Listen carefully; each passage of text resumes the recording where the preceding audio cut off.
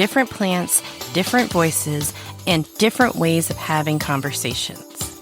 It's time to get personal with plant medicine. Welcome to Getting Personal with Plant Medicine. I'm your host, Diana, and I am joined once again by the fabulous Frankie Green Thumbs. How you doing today, Frankie? I am awesome.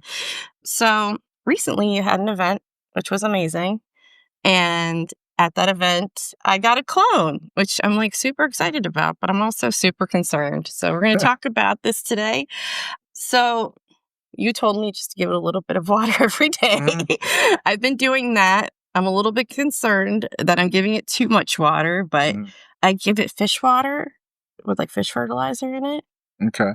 I got that at the event too. Well, it's a combination. I do both the fish sauce, I combine that only once a week for my plants, but then I also have the fish water that we use when we clean out the tank.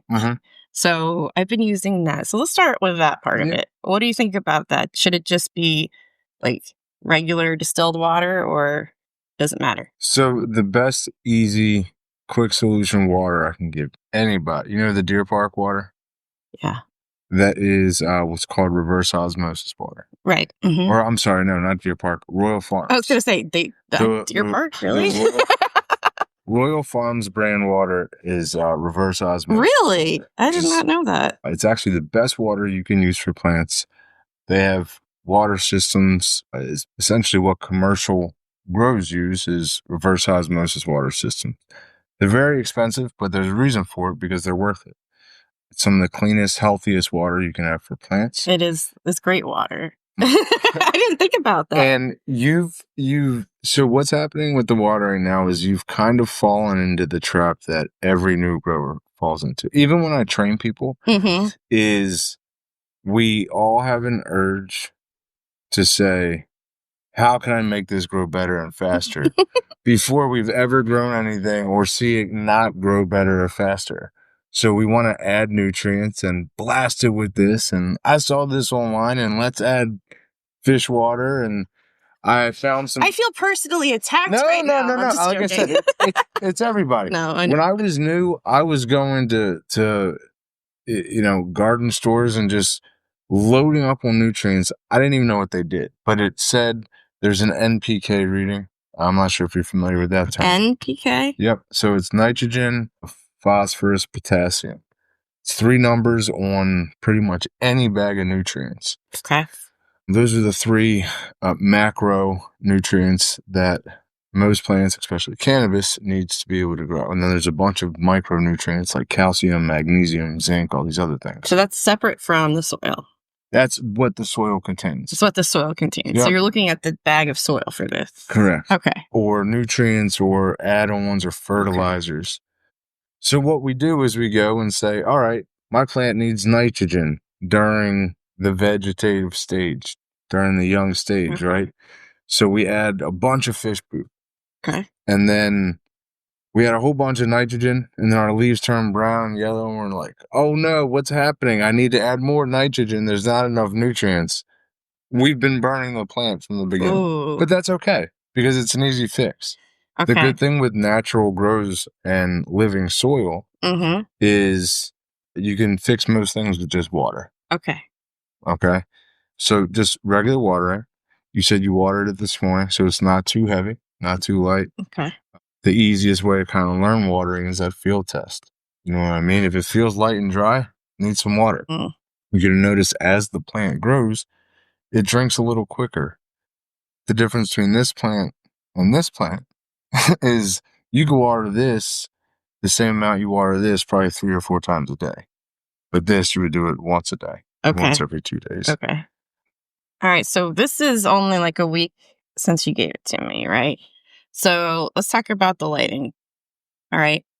I have a grow light. It's like rectangle or square. I don't know the wattage. I tried to find it, but I ordered it too long ago for me to find the thing.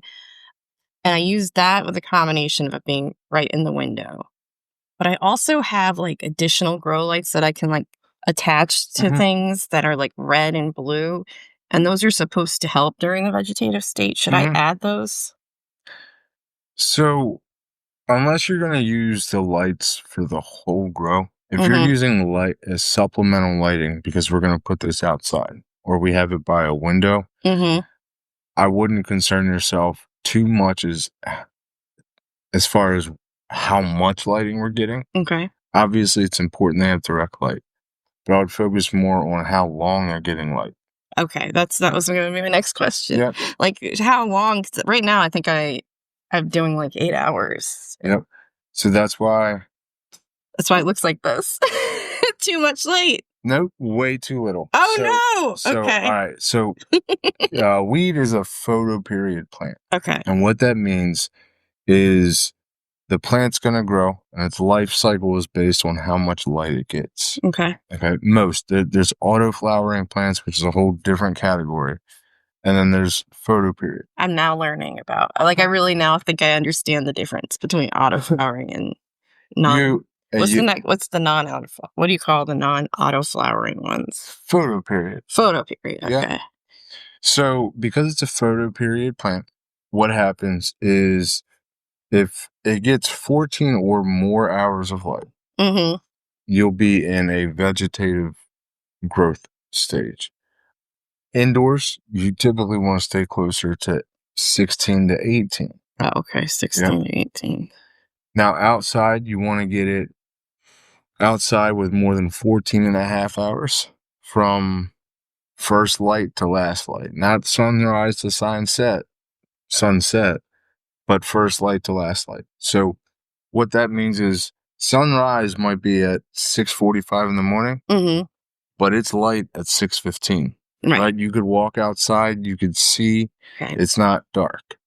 Because it's a photoperiod plant and light bounces off things, even though the sun isn't up yet, it's bouncing off the trees, it's in the air, the plant knows it's up. Okay. So you have that first light, last light. Once that's over 14 and a half hours, which was April 18th, the day before the event, you can put them outside. So you could put this outside and you would start to see a little more growth. Anything less than 14, you're going to start to trigger a flowering response or flowering hormone in the plant. Indoors, the ideal number is 12, but outdoor, it'll start when you get below 14, which is going to start to create those buds, and we're no longer going to grow branches and stems. We're going to start producing those flowers. All right, so I think I know the answer to this, but this is just for everyone. This is for everyone's benefit. Why do you have holes in the cup? Is that to give it more aeration in the soil? Yes. So there's 2 rhymes I tell every new grower. And if you remember these 2 things, it's going to solve a lot of problems with your soil. Okay. Where the water flows, the roots will grow. Okay. So it sounds simple, but a lot of pots have holes just at the bottom. Okay. And if the water can only flow down to those bottom holes and drain at those bottom holes, the roots are only, for the most part, going to grow down towards those bottom holes, which means your growth above. You notice how this one doesn't have any. Move this one over here so we can see it. There's no holes in this. Yeah. And you see how it grows really not much wider than the pot? Right. Because the roots are only growing down towards these bottoms. But if there was holes in the side, it'll grow. And it'll grow out, right? So what's up top is always going to reflect what's on the bottom. So where the water... As above, so below. Yeah. So where the water flows, the roots will grow. And then healthy roots, healthy fruits. So every little living thing needs 3 things. Water, food, and normally I would say light, but roots need lack of light, right? We need darkness to produce roots. So water, food, which is the nutrients in the soil, that NPK we talked about, and then lack of light. On the plant, anything that gets light produces a branch or stem. Anything that doesn't is a root. So really the only difference between up top and down below is how much light it's getting. Okay. Does that make sense? Yeah. So I'm just confused. What if, so I'm not giving it enough light, and I live in a place that's kind of like a dungeon. I don't get a lot of natural light. So if I did, I'm not going to move this one outside because I've already started the indoor process. But if I had it on the outside, how would I make sure that it gets extra light without giving it another like supplemental lighting situation? Well, now it's late enough in the year that you can put it outside, and the day is long enough. Okay. So So even if there's like an whatchamacallit, like an overhang over the situation, the yeah, porch so or balcony, whatever you want to call it. as long as you can get 3 or 4 hours of direct light, Uh-huh. that's all the plant will really need. 3 or 4. Now, the more direct light you get, the taller the plant will get, the bigger it'll grow. But 3 to 4 hours of direct light, again, the rest of the light is going to come from reflecting off other surfaces and just being outside during the daytime. There's what's called guerrilla grows, which were a lot more popular when it was illegal. But the idea behind this is you go out to a forest somewhere, you put a I'm plant, familiar with those. you put a plant where helicopters can't see, Mm-hmm. and more often than not, they're in wooded areas, Mm-hmm. heavily trees, something like that. So they might only get a couple hours of daylight a day, but that's by design. You know Yeah. what I mean? Because Mm-hmm. the UV light, the UV rays from the sun penetrate through the top canopy of a lot of plants, which most indoor lights can't do. So the sun's a lot more powerful. It reflects off other objects and other things a lot more. So you don't need that direct light all day. All right, because someone at your event told me that I should probably not even try it outside. It could be difficult. It's definitely it's a different list of problems than what you get indoors. Okay. Growing isn't the easiest thing in the world, and you realize that after your first time growing. Indoor has pros and cons. Outdoor has pros and cons. The strain you have, the tropical runts, is one of the easiest plants to grow, not just indoors, but especially outdoors. I've grown it. This will be the 3rd year outside. I've harvested over like 2.5 pounds of it and maybe cut a half an ounce off due to mold or pest. Compared to most plants outdoors, that's incredible. So it's the mold free, the pest free. Outdoors is a very, very strain specific type of grow just based on your environment. Maryland's tough, but it's definitely not impossible. Because of the weather changing all the time, right? Yep. And the humidity during that late stages during that flowering. Right. Okay. So you brought up what I was going to ask about next. So you said mold and insects and pests and things like that. So obviously my leaves, I mean, people can't tell, but they're pretty brown and frayed at the ends. And with my other plants, I would trim them or pull it off gently. Mm-hmm. But that is not recommended, right? Not yet. I would let them grow out a little bit Mm. because what you'll see is some of these lowers right here. Mm-hmm. This was indoors. Doesn't get much. It's in a crowded room. Okay. So the lowers are barely getting any light at all.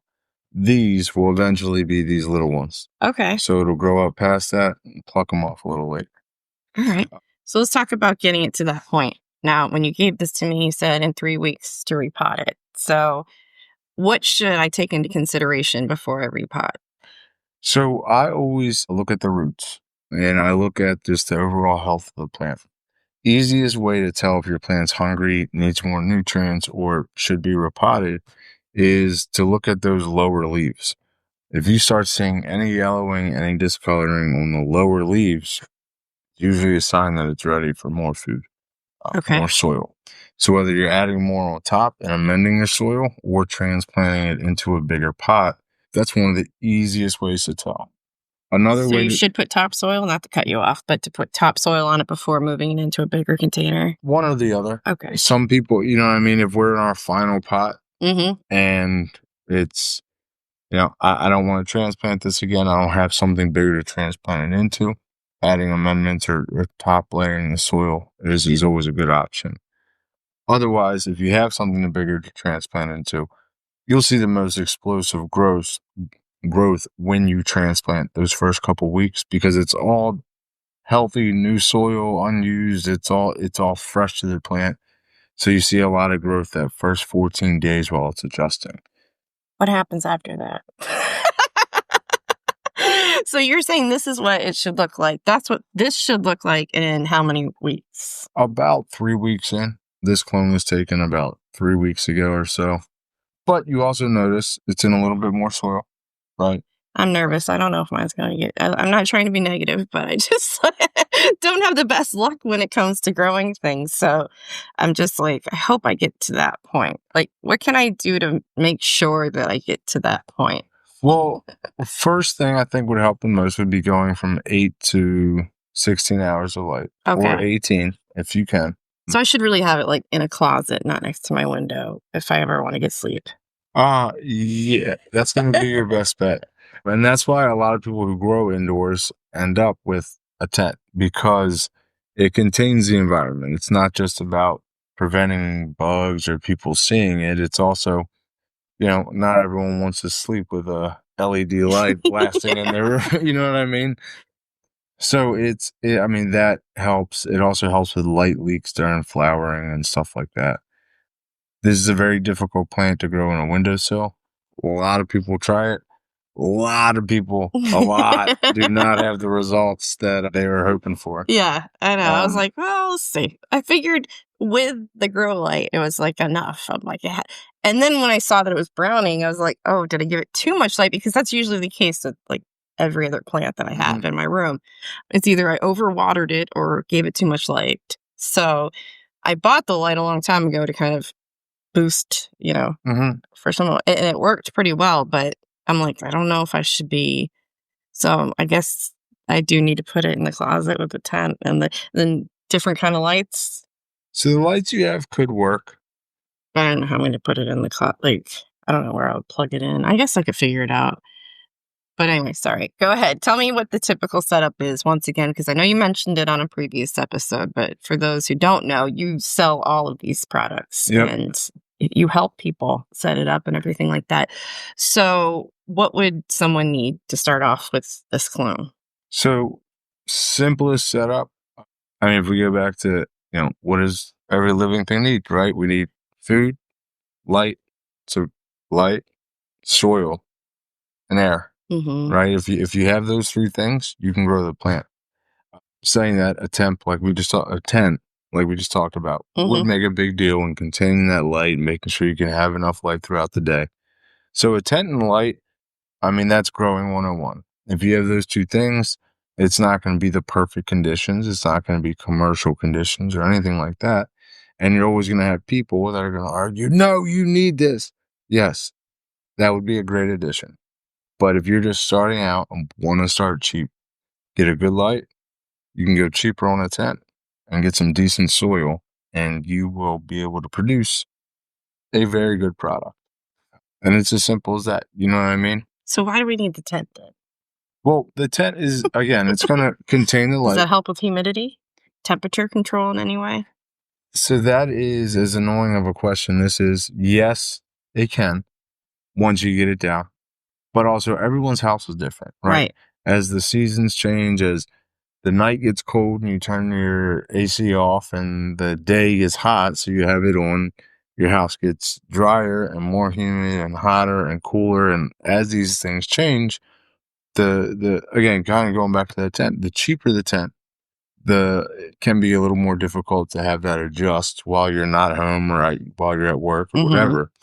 But it is going to help keep it more consistent, a little more stable than your house or being outside or something random. So I have a hydroponic garden. I know this isn't like exactly related here, but because we're talking about clones. But if I had seeds, would that be a better situation to grow that in than like just throwing it in some soil on my patio? So you could, you could do that with the clone also. Really? Tell me more. Say more words, as the kids say. So it would grow the same way as your seed does. Okay. Hydroponically, it just feeds directly to the root system, which... So you can take it from this right here and put it into the hydroponic system? Yes. What? Yeah. So, and that's really as simple as... and I've done it before. It's not recommended that you mess with the roots too much, but you could lightly or delicately wash off the roots, place that into your hydroponic system, and those roots will just start getting fed by that hydro system. Now, what happens when you switch from soil to hydro is, obviously I don't do it a lot or hardly ever.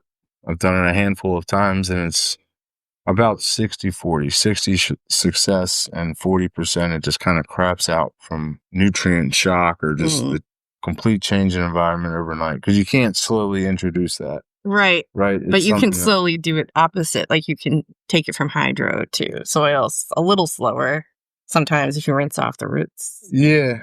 I don't know. I was reading about soil shock last night, so I was like, because I'm trying to decide if I should take my lemon balm into soil. Mm-hmm. But so no, you don't think so? Either way? I try not to. Yeah. As much as possible. Whatever you start in, try and ride that out. But you can do it if you want to experiment. That's one of the fun things about growing, especially if you already have a setup that has a light that has long enough with your hydroponic system. That could be a good option instead of buying a tent or doing something else. However, I'm a hater with hydroponics. Soil all the way, 100%. Yeah. But we only got it to grow herbs, really, like sage and lemon balm and stuff like that. Because, like I said, we live in a dungeon, so it's kind of hard to grow those things like outside, you know? I'm just trying to think, like, so you did the tent just for one clone? Like a whole tent situation? Or you could put did a they couple. like grow bigger? So obviously they grow bigger. But yeah. But I did have another question about that. So like when you have other plants, a lot of times you'll see like little ones pop up on like little propagations and stuff like that. Like why doesn't cannabis do that? Or does it? So that's kind of dependent on your soil. Okay. Or if the other plants have anything else that's kind of come with them. Like I know squash, right? I grew squash by accident last year. By accident. That's a random one to do by accident. So my buddy brought us, he's like, hey, I got a squash. Do you want it? I was like, no. He just kind of left it. And then I was like, well, it's got all these seeds. Let's throw them in the garden, see what happens. Turns out squash will overtake everything. Yeah. But they produce all these big leaves and then one random vine out the side, right? It looks like 2 or 3 different plants, but it's all one. So there's a lot of stuff that ends up like that. My specific blend of living soil does have what's called a cover crop built into it. So you will see clover come out of it when you purchase it from the store. So some living soil is really, really healthy. And if you make living soil from home, more often than not, people will add their own cover crop. So you'll see other plants grow out of the soil. Clover is a great example because what it does is it actually stores nutrients. It will hold nitrogen for the plant for later. Oh, really? Yep. And it's also an early indicator of nutrient deficiencies or anything like that. So instead of seeing the yellowing on the bottom of your plant, the clover will turn yellow first before the bottom of your plant does. Wow. So you'll know, all right, we're running low on nitrogen or we're running low on this nutrient based on the clover before it ever affects your plant. And your plant will pull nutrients from the clover in the soil, which is really cool. And there's wormhole after wormhole of other ways to make this work better. Speaking of wormhole, let's talk about living soil. So what exactly is living soil for people who don't know? So living soil, there's worms in it. Simplest way, right? Yes. It's a lot. I just want to make sure I was saying the right thing there. Like there are worms in it, right? Yeah. So it's alive. There's a lot of people that will advertise living soil, but it's more of a super soil. It'll last 2 to 4 months. Ideally, if you do living soil correctly, it's 100% regenerative. Okay. Myself, I'm on my 3rd year growing with the same soil, not adding any more nutrients. I have added a couple worms. I have added a few gallons on top in the springtime before my plants are in there of just the same soil back on top. You can make your own with like a compost, right? Yes. Yeah. Cloud Culture was actually at our event. He's going to be at the event in May. And they're going to be on the show soon, too. Well, one of them is. I think he's over 3.5 years with the same living soil. Wow. So it's... From you? No. He works on his own. And it's ironic that me and all the guys that put on this event, we didn't know about how each other grow. We just know that, we've all won awards. We all liked growing. And we just got together. It's like, hey, I'm living soil. What about you? I'm living soil. Wait a minute. This is a common theme, common denominator here. But yeah, living soil, you have worms. You have living microbiology. You have mycelium networks that can be built. Oh, so that's for people that don't know, right? Mushrooms. Yes. Mushrooms are magical. Yes. And not just because some will Or make you psychedelic, hallucinate. right? But in your soil, mushrooms are, in my opinion, one of the healthiest signs of really good soil. A mycelium network, essentially, think of a phone network, right? How you could contact someone down the street, or you could, even better, Venmo someone down the street, right? Your friend needs some money for gas. You can send them money real quick. What a mycelium network does for your soil is, if this branch needs some more nitrogen or calcium, it can talk to the plant that's over here, or the mushroom that's over here, or the clove that's over here, and say, hey, pass me some of those extra nutrients. And it will happen quicker, more efficiently, more effectively. And that's how you can get really big plants in small little planters like this, because it's constantly communicating with the rest of the soil. Wow. It's I like have them in small pots other plants I have. Actually, quite a few of them. I'm not sure how that happened, but I'm happy that it did, because that means they're doing okay. And they do grow pretty large. So, all right, that brings me to we're circling back to the fish fertilizer, because a lot of my plants like that, but you're saying basically not right now on this one, or what should I do when it comes to the fish water, the fish fertilizer? There's two separate things, but not really, right? Kind of the same thing. Right. So the only reason I've never been a fan of fish fertilizer is, there's a guy that comes to my store often that uses it all the time. No. He might. Some people rave about it, say it's great. The only reason I've never used it is, as far as marine biology, I couldn't tell you if a fish was healthy or about to die tomorrow. I couldn't tell you. I just don't know enough about it. Filtering it out, I haven't done the research for it. Doesn't mean it doesn't work great, but I do know that it is high in nitrogen. Okay. And seedlings and plants with a smaller root base, like, for example, some of these clones, don't need a lot of nutrients. Okay. Right? We just need moisture and darkness and enough light to give us energy to grow. But do you think that the fish water is hurting this right now, or do you think it's more about the lack of light? I think the light is the biggest thing. Okay. I don't think the fish water is hurting like it. Since I've already introduced it to this, should I keep it going or not? I would just water until you see a little growth. As it grows, if you want to add it in, definitely. Okay. That's another thing. Just knowing the balance and the ratio of fish water to actual fish poo to actual clean water to stuff like that can get tricky. But again, sounds very tricky. It sounds very scientific. That's part of the fun. We're supposed to be making this easier for people, Frankie. Well, that's why that's why I just make the soil. I said, you know what? That's why you do what you do, right? Yep. That's why you offer your special services, and that's why most people wind up hiring you, because it's a lot. Yeah. It's not a lot, but it's a lot. Like, once you get used to it, I'm sure it doesn't seem like that big of a deal. But right now, I feel like you're Bill Nye the Science Guy. I'm just like, derp, derp, derp, derp. Well, and it's so funny because everyone I train, I can almost predict the conversations before they start. Like, when we're setting up, psychic now there's a level of excitement when we're setting up the tent that it's a kid on Christmas. They're opening an Xbox. They're like, I can't wait. And then a week later, I see them, and I almost expect it. Hey, I went online and I saw this. I'm like, okay. Right. What credentials? What does this guy have? Is it a random Instagram post? What are we looking at here? Reddit can be dangerous, and it also can be helpful.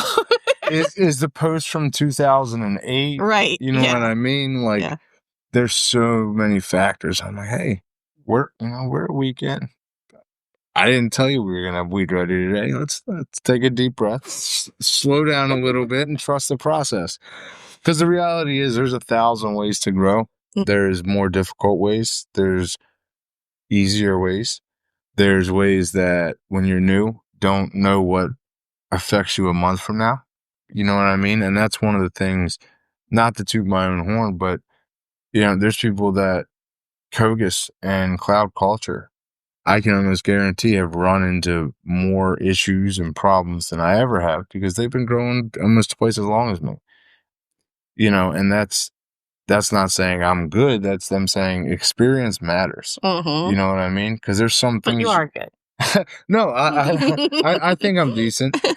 But there's just one of those things that, being 2 months into growing and reading all this stuff online, and we want to try everything and get the biggest, best plant because we have to, and it's our first grow. You don't know what you don't know, and you don't know what's going to come back to bite you or stall your growth, or you don't know what's going to work great, and you're just kind of, bypassing it. So let's talk about growth really quickly before we end. Where should we be looking to go with this? Like you said, this is how many weeks? 3 to 4. 3 to 4. I'm not exactly. So what are the stages really quickly? Just give me a rundown. So this stage is the vegetative stage right here where it's in the cup. Yes. So, well, first, a clone, right? We would take a cutting from, if we took this plant right here, a cutting is you cut about 4 to 6 inches of a plant. Okay. Off a stem, right? So you cut it right here. Uh-huh. And you'll notice we trim off this bottom stuff, right? So there's a branch missing there. Okay. And we leave some of the top 2 or 3 nodes. And with that, you can dip it in a rooting gel, rooting powder, any type of rooting hormone. And essentially, you keep it humid for 2 weeks. You want about 90% to 100% humidity for the first 7 days, 80 to 90 for 7 to 10. And after day 10, 60 to 70% humidity. After about 14 days, it will start to root. You'll see roots coming out of the bottom of the plant. Okay. We then put it in this small cup. I put it in the smaller red cups because I can fit more in my store in a smaller space. Is that the root right there? Or no, it's just the soil. Yeah. So you'll actually see. Yeah, and this one, the other cool thing about this cup is you'll be able to see little white roots all along the sides too. Oh. You'll kind of see them pop out these holes at the bottom. Okay. But the first day or two you put it in soil, it's just gonna kind of adjust, right? And then after that, you should start to see. I mean, with sunlight, you could see up to a half an inch to an inch of growth per day. Okay. If you're using artificial light, the first couple weeks, probably closer to about a half an inch. And what will happen is over a 3-week period, right over the next 21 days, you have about 10 inches of growth. So it'll be about right here. And you'll see it'll start to form branches just like its own individual plant. And what's that stage called? This is just a veg or stage. I guess you could start to flower this. Okay. But I like to simplify it. I mean, if you read the back of a bottle, there's 10 to 12 different stages of a plant cycle.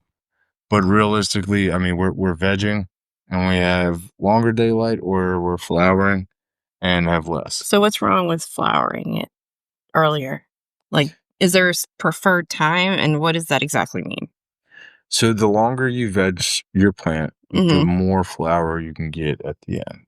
We could start to flower this, but what's going to happen is these 2 little branches will stretch to about here, and you'll get maybe 1.5 grams to 2 grams. Okay. Right? So it's about the yield.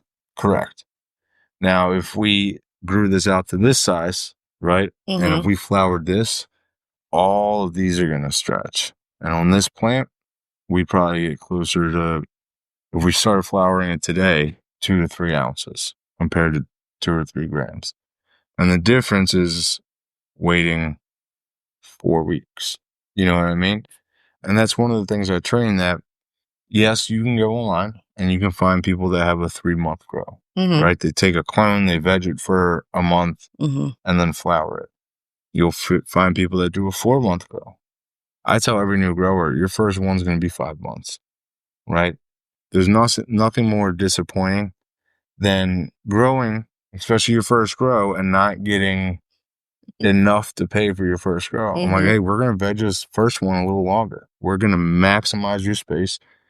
We're also going to pheno hunt because a lot of them start from the seed, so we don't know exactly what they're going to get. So it's, you know, what that's basically. So there's different levels to it, right? If you're in a smaller tent, if you start 3 seeds, okay, you clone all 3 of them, and then you flower them. You take your best one, and that's a pheno hunt, right? So you reproduce your best one, and then start 2 more seeds. Oh. And then take your next grow, your best 2, reproduce those, and start another new seed. So you can get seeds from your plant. Yes, or buying more seeds. Okay. Ideally, you don't get seeds from your plant, but that's a whole different conversation. conversation. That's another conversation. The bigger pheno hunts, like when I start one, if I introduce a new strain or introduce a new clone, I start with a minimum 100 seeds or plants. Sometimes it goes up to 200, depending on how much space I have and how much we, like the strain are willing to grow. But on a smaller scale, it's starting a couple at a time. And it's also kind of a baseline word for, let's just find out what we have. You know what I mean? Let's grow it all out. Let's see what they taste like, what they smell like. Because you could have 3 seeds of the same exact strain, just like kids, right? If you have 3 kids, they're going to be similar, but they're also going to be different. You know what I mean? So those 3 seeds, one might get you a little more high. One might taste a little better. One might smell better. And at that point, it's kind of just what you like. Okay. We'll talk about that at another time. All right. So, before we end, what are your top tips for taking care of a clone when you bring it home? What are the first things that we should do? I know we already went over this a little bit, but let's just summarize by what should people do other than call you? Aside from calling you and hiring you, because he does offer virtual services. Yep. What should I have done? I brought it out. Let's go in reverse. Really, kind of like what we talked about, the biggest issue people have is just not understanding the lighting. Okay. And then after that, it would be watering. So it's lighting first, then making sure we don't overwater, right? If you, like I said, if you water today, this is perfect. Okay. And if you can get those 2 things down, that's honestly, most new growers struggle with that their whole first grow, or at least the first couple months. So the quicker you can get that stuff down, the easier your first grow is going to be. And then you can get to that growing 102. You know what I mean? Yeah. Let's start worrying about the nutrients and stuff now. Well, hopefully in a couple of weeks, we'll be in a better situation before we repot. Definitely will. When should I give up though? When should I be like, oh, this is donezo? Never. Never. I like that.